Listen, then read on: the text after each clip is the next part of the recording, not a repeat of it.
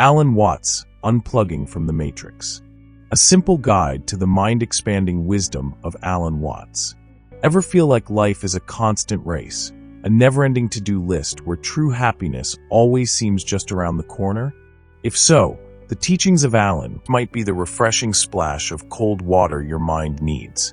This charismatic philosopher, with his soothing voice and knack for explaining complex ideas simply, offered a way to see ourselves and the world in a whole new light. Think of him as a friendly guide helping you unplug from the societal matrix that often keeps us stressed and disconnected. At its core, Watts's message revolves around a radical idea. You are not a separate you trapped inside your skin. Sounds weird, right? But stick with me. He drew heavily from Eastern philosophies like Buddhism, Taoism, and Hinduism to explain that the feeling of being a lonely individual battling the world is a grand illusion. Imagine the ocean. You see individual waves, each rising and falling, seemingly distinct. But are they really separate from the ocean? No. They are just temporary expressions of the same vast body of water. Watts argued that we are like those waves. We appear as individual beings, but underneath, we are all part of the same fundamental reality, the same cosmic soup or divine dance. This isn't some airy-fairy concept. It's about recognizing the deep interconnectedness of everything. Your existence isn't isolated. It's intertwined with every other being and every event in the universe. This understanding has a powerful ripple effect on how we experience life. If you're not a separate, fragile ego constantly needing to protect itself, then a lot of your worries start to lose their grip.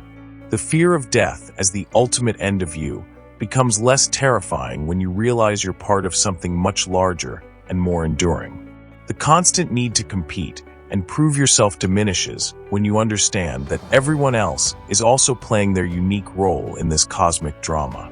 Another key teaching of Watts is the importance of living fully in the present moment. Think about it. How much of your time is spent worrying about the future or regretting the past? Our Western culture often pushes us to be goal-oriented, always striving for the next achievement, the next level of success. But in this constant chase, we often miss the beauty and richness of what's happening right now.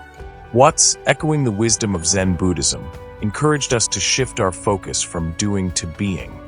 Instead of constantly trying to get somewhere or achieve something, he suggested we learn to appreciate the simple act of existing. Notice the warmth of the sun on your skin, the taste of your food, the sound of the wind. True joy and fulfillment aren't found in some distant future. They are available in this very moment, waiting for us to pay attention. He also challenged our black and white way of thinking, our tendency to see everything in terms of duality. Good versus bad, right versus wrong, self versus other. Drawing from Taoism, he pointed out that these seemingly opposite forces are actually two sides of the same coin. You can't have light without darkness, joy without sorrow. They are interdependent and create a complete whole. Embracing this interconnectedness allows us to be more accepting of life's inevitable ups and downs, recognizing that both are necessary parts of the overall experience. Watts had a wonderful way of making profound ideas feel playful. He often described the universe as a cosmic game or a divine drama, with each of us playing a unique role. This perspective can take the heavy seriousness out of life's challenges. If life isn't just a relentless struggle, but a spontaneous unfolding, we can approach it with more curiosity, creativity, and even a sense of humor. This doesn't mean we ignore suffering, but it helps us see it within a larger context of constant change and transformation. Crucially, Watts highlighted the limitations of language and our thinking minds. While our intellect is a powerful tool, he cautioned against confusing our thoughts and words with reality itself. Language is just a map, not the actual territory. Overthinking and getting caught up in endless mental chatter can actually distance us from the direct experience of life. He encouraged us to move beyond purely intellectual understanding and tap into a more intuitive and visceral way of knowing. Practices like meditation, for Watts, weren't about achieving a specific state of enlightenment, but rather about quieting the mental noise and becoming more present to the flow of life. His approach to spirituality was refreshingly down to earth.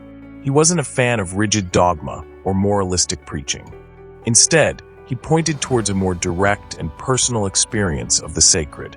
He saw the divine not as some separate being in the sky, but as the very essence of our being and the universe itself. This made spirituality less about following rules and more about waking up to the wonder and mystery that surrounds us every moment.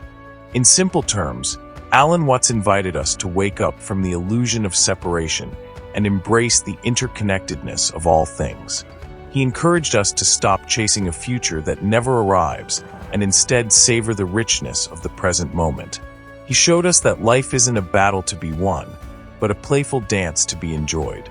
By understanding his core teachings, we can begin to unplug from the societal pressures that cause stress and anxiety and reconnect with a deeper, more authentic, and ultimately more joyful way of being.